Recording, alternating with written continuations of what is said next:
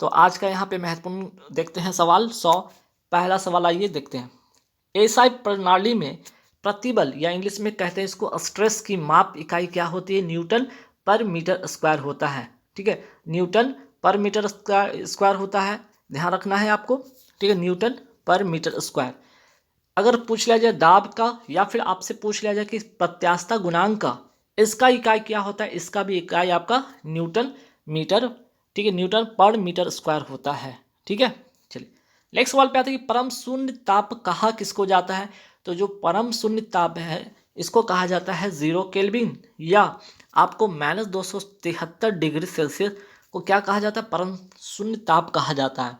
इस पर 3 सवाल आपके बन सकते हैं। ठीक है, इस पे 3 सवाल आपके बन सकते हैं। क्या क्या देखिए, चालक क्या हो जाता है? अतिचालक बन जाता है, अर्धचालक बन जाता है, जो है अर्धचालक कुचालक बन जाता है, और इम्पॉर्टेंट है कि गैसों का जो गतिज ऊर्जा होता है वो क्या हो जाता है? शून्य हो जाता है।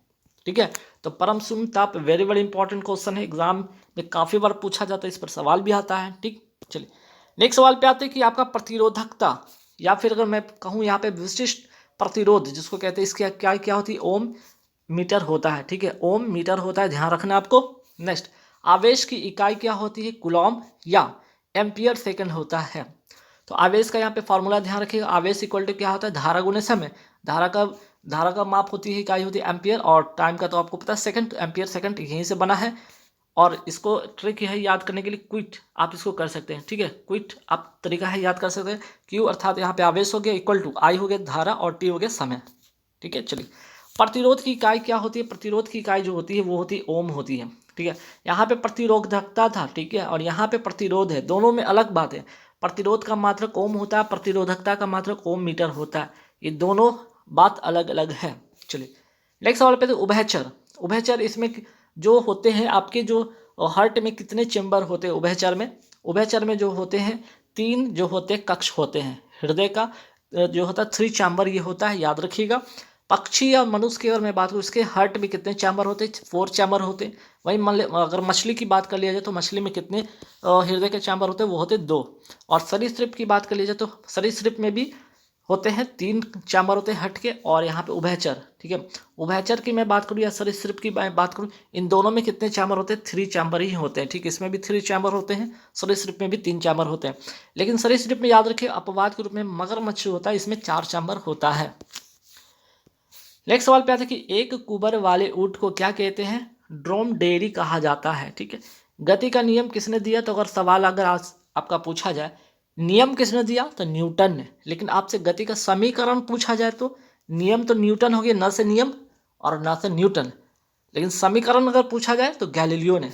ठीक है, इनके अनुसार समीकरण जो था 3, याद रखिएगा। वेरी वेरी इंपॉर्टेंट क्वेश्चन है ये, किसी न किसी एग्जाम में कभी ना कभी पूछा ही गया है। ठीक है, तो गति का जो समीकरण किसने दिया था? गैलीलियो ने दिया था। ठीक है, लेकिन ये 3 फॉर्मूला आपको ध्यान रखना है। S equal to U plus A T, पहला ये आपका नियम है। दूसरा नियम आपका है S equal to U T plus half A T square होता है। और थर्ड जो नियम होता है V square equal to U square plus 2as होता है। तो पहला नियम, गति का पहला नियम क्या बताता है? इसमें वेग और समय के बीच संबंध बताता है। गति का जो दूसरा समीकरण है इसमें क्या संबंध है? विस्थापन तथा समय का संबंध बताता है। और तीसरा जो है आपका वेग तथा विस्थापन का इसमें संबंध बताता है। ठीक है, चलिए नेक्स्ट सवाल पे आते हैं। नेक्स्ट सवाल क्या है कि गति को सर्वप्रथम किसने परिभाषित किया था? गति को सर्वप्रथम गैलीलियो ने ही परिभाषित किया था। ग्रहों का नियम किसने प्रतिपादित किया था? केपलर ने किया था। अपेक्षिकता का सिद्धांत किसने दिया था? अल्बर्ट आइंस्टीन ने दिया था। प्रकाश के कण गुण को भी साबित इन्होंने ही किया था। फॉर्मूला इनका ध्यान रखिएगा, अल्बर्ट आइंस्टीन का E equal to MC square. Radium तथा पोलोनियम इन दोनों की खोज किसने किया था? मैडम क्यूरी ने किया था। 1903 में इसके लिए इनको क्या मिला था? नोबेल का पुरस्कार भी मिला था। यदि भार W हो और प्रयास P हो तो यांत्रिक लाभ क्या होगा? W/P होगा। ठीक है, यांत्रिक लाभ जो होगा आपका W/P होगा। गति का दूसरा नियम से संबंधित है। ये किससे संबंधित है? संवेग से। संवेग का अगर फॉर्मूला होता है क्या होता है? मास इंटू वेलोसिटी होता है। मास इंटू वेलोसिटी होता है, ध्यान रखिएगा। जब कोई पिंड मुक्त रूप से पृथ्वी की ओर गिरता है तो उसकी कुल ऊर्जा क्या रहती? अचर होती, बदलती नहीं है। ठीक, यदि एक पिंड h ऊंचाई से गिर रहा है h/2 ऊंचाई से गिरने के बाद इसमें क्या होगी, आधी गतिज ऊर्जा होगी और आधी स्थितिज ऊर्जा होगी। ठीक है, चलिए। जंग लगे लोहे का वजन में क्या होता है, परिवर्तन क्या होता है, पहले तो ये बढ़ेगा कुछ सालों तक, कुछ समय तक, फिर बाद में ये घटेगा। लोहे से बनी वस्तु में जंग लगने को क्या कहते हैं, संक्षारण कहते हैं। और यह कैसा परिवर्तन है, यह रासायनिक परिवर्तन है। रदरफोर्ड की अल्फा कण प्रकीर्णन प्रयोग से किसकी खोज हुई थी, परमाणु के नाभिक की खोज हुई थी।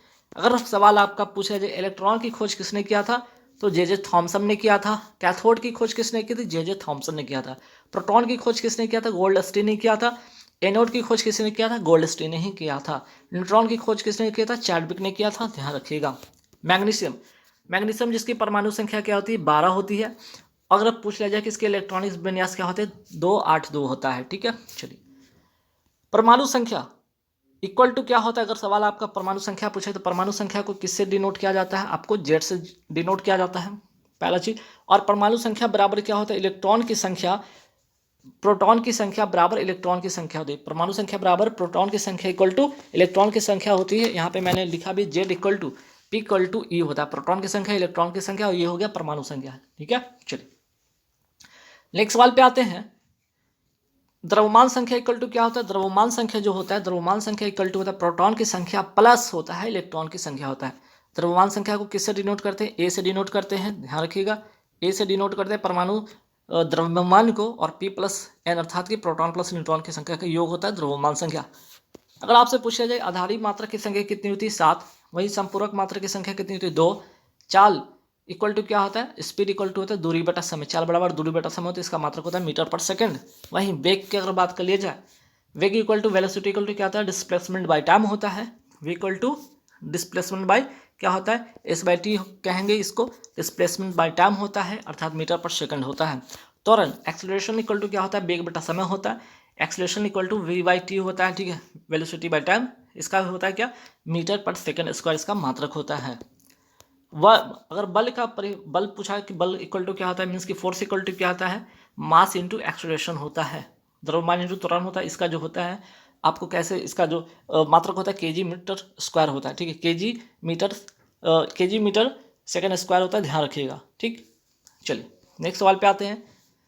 ये आपका हो गया बल का, यहाँ तक हो गया आपका बल का, केजी मीटर सेकंड स्क्वायर होता है, ध्यान रखना आपको। नेक्स्ट सवाल पे संवेग इक्वल टू क्या होता है, संवेग इक्वल टू होता है आपका द्रव्यमान गुने वेग, अर्थात क्या होता है, momentum equal to mass into velocity होता है। इसका क्या होता है मात्रक, केजी मीटर पर सेकंड होता है। ठीक है, केजी मीटर पर सेकंड होता है। नेक्स्ट सवाल पे आते हैं। आवेग, आवेग को क्या कहते हैं इंग्लिश में, इम्पल्स कहते हैं। इसका होता है बल इंटू समय, और मात्रक होता है केजी मीटर पर सेकंड। ठीक है, तो दोनों का संवेग और आवेग दोनों का मात्रक होता है केजी मीटर पर सेकंड होता है। दाब इक्वल टू क्या होता है, बल बटा क्षेत्रफल होता है। ठीक है, मास इक्वल टू क्या होता है यहाँ पे, ठीक है, दाब होता है प्रेशर इक्वल टू F/A। ठीक, अर्थात दाब इक्वल टू बल बटा क्षेत्रफल, इसका मात्रक होता है न्यूटन पर मीटर होता है। पृष्ठ तनाव का भी मात्रक जो होता है आपका न्यूटन पर मीटर होता है। बल पृष्ठ तनाव का जो फॉर्मूला होगा बल बटा लंबाई होता है। ठीक, घनत्व इक्वल टू क्या होता है, घनत्व density equal to mass by volume होता है। इसका मात्रक होता है केजी पर मीटर स्क्वायर होता है। कोणीय वेग का मात्रक, कोणीय वेग इक्वल टू क्या होता है, रेखीय वेग बटा त्रिज्या होता है। इसका जो मात्रक होता है पर सेकंड होता है, या फिर आप 1/सेकंड भी कह सकते हैं। कार्य अर्थात वर्क इक्वल टू क्या होता है, F इंटू एस, मीन्स की बल इंटू विस्थापन, इसका मात्रक होता है केजी मीटर स्क्वायर पर सेकंड स्क्वायर। अगर आपसे पूछ लिया जाए ऊर्जा या कार्य या बल आघूर्ण, इसकी बीमा क्या होती है, तीनों की जो बीमा होती है समान होती है, ml² T- होता है। ठीक है, ml² T-2 होता है, ध्यान रखिएगा। दाब हो या प्रतिबल हो या प्रत्यास्थ गुणांक हो या यंग प्रत्यास्थ गुणांक हो या आयतन प्रत्यास्थ गुणांक हो या दृढ़ता गुणांक की बीमा ml-1 T-2 होता है। ठीक है, ml-1 T-2 होता है, ध्यान रखना आपको। अपेक्षित घनत्व, अगर पूछ ले अपेक्षित घनत्व या अपेक्षित आर्द्रता या घर्षण गुणांक या आवर्धन क्षमता या विकृति, इसका कोई मात्रक नहीं होता है, ना ही इसकी कोई बीमा होती है। बल का अगर पूछ लिया जाए भार, दोनों का मात्रक होता है, बीमा मात्रक होता है mlt-2 होता है। चाल और वेग का जो विमा होता है LT-1 होता है। एक फर्मी या फेम्टो इक्वल टू क्या होता है 10 पे पावर -15 मीटर होता है। एक पिकोमीटर बराबर क्या होता है 10 पे पावर -12 मीटर होता है। एक एंगस्ट्रॉम बराबर 10 टू द पावर -10 मीटर होता है। एक नैनोमीटर बराबर क्या होता है 10 टू द पावर -9 होता है। ठीक है, चलिए यहाँ पे हो गया। इसके बाद आते हैं आपका एक माइक्रोमीटर। एक माइक्रोमीटर बराबर क्या होता है 10 टू द पावर -6 मीटर होता है, या इसको क्या लिख सकते हैं 0.001 mm होता है। चलिए, प्रकाश वर्ष। एक प्रकाश वर्ष बराबर कितना होता है 9.467 गुने 10 पे पावर 15 मीटर होता है। वहीं एक पारसेक बराबर कितना प्रकाश वर्ष होता है 3.26 होता है प्रकाश वर्ष। अगर यहाँ पूछा, या इसको ऐसे भी लिखा जा सकता है 3.083 into 10 to the power 16 metre होता है। चलिए, रेडियो सक्रिय विकिरण को मापने के लिए मोस्ट इंपॉर्टेंट क्वेश्चन है, ध्यान रखिए, वेरी वेरी इंपॉर्टेंट क्वेश्चन है। रेडियो सक्रिय विकिरण को मापने के लिए किसका उपयोग होता है गाइगर मूलर काउंटर का यूज होता है। रेडियो सक्रिय पदार्थ सभी विकिरण को उत्सर्जित करने के बाद किस में बदल जाते हैं सीसा में बदल जाते हैं। रेडियो सक्रिय परमाणु के नाभिक किस कारण अस्थायी होते हैं, ये भी very very important question. Neutron की संख्या अधिक होने के कारण।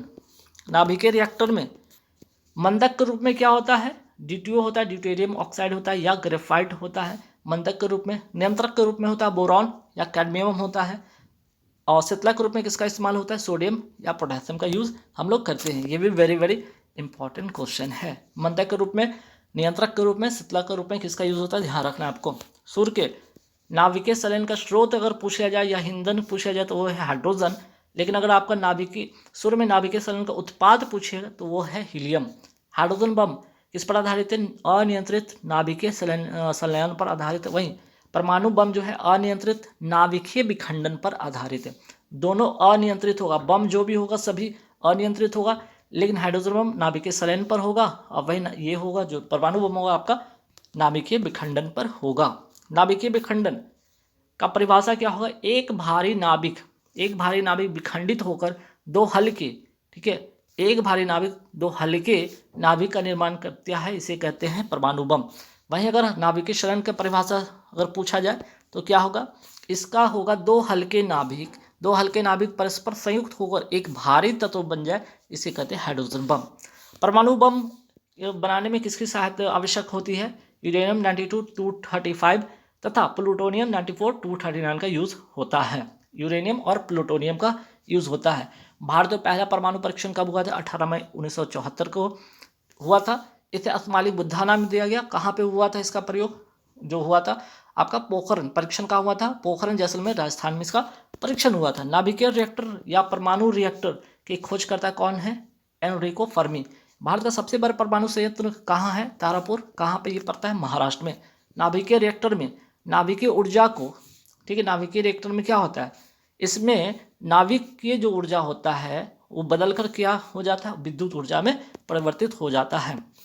गुरुत्वाकर्षण नियतांक को कैपिटल जी से लिखते हैं। इसका मान होता है 6.67 गुने 10 पे पावर -11 न्यूटन मीटर पर स्क्वायर पर केजी स्क्वायर होता है। मोस्ट इंपॉर्टेंट क्वेश्चन, यांत्रिक ऊर्जा किसके योग के बराबर होता है गतिज ऊर्जा प्लस स्थितिज ऊर्जा के योग के बराबर होता है यांत्रिक ऊर्जा। गतिज ऊर्जा या काइनेटिक ऊर्जा कहते हैं, इसका फॉर्मूला होता है हाफ mv² होता है। स्थितिज ऊर्जा जिसको कहते हैं पोटेंशियल एनर्जी mgh होता है। स्प्रिंग की स्थितिज ऊर्जा क्या होती है हाफ kx² होता है। अगर सवाल अगर आपसे पूछा जाए उद्योग में या यंत्र की शक्ति में या बड़े यंत्र की शक्ति में या व्यवहारिक शक्ति का मात्रक क्या होता है, सबका मात्रक होता है हॉर्स पावर HP।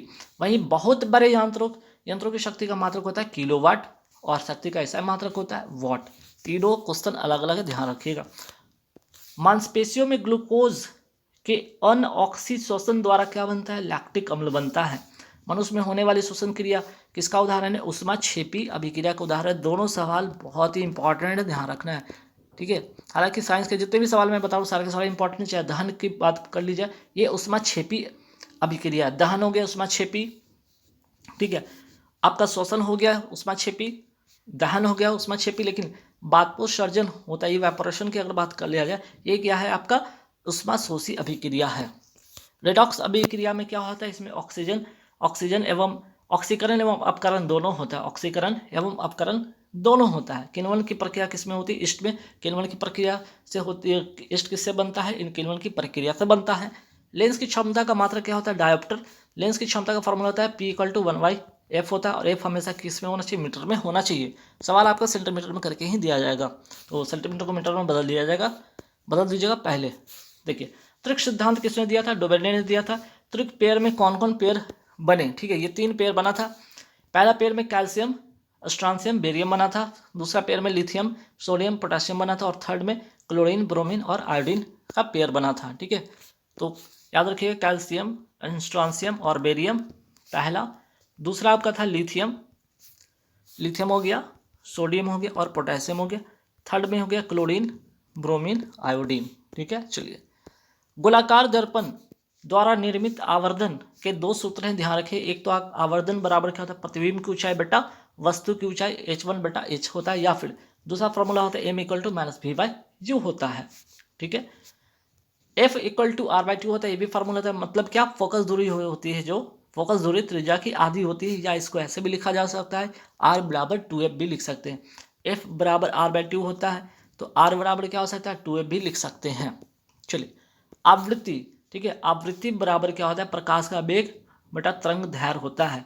ठीक है, आवृत्ति बराबर क्या होता है? प्रकाश का वेग बटा तरंग दैर्घ्य होता है, या प्रकाश का वेग को कह सकते हैं ऐसे। ठीक है, इसको v से भी, या इसको v से भी डिनोट कर सकते हैं, इसको v से भी डिनोट कर सकते हैं। ठीक है, या v, तो v क्या हो सकता है?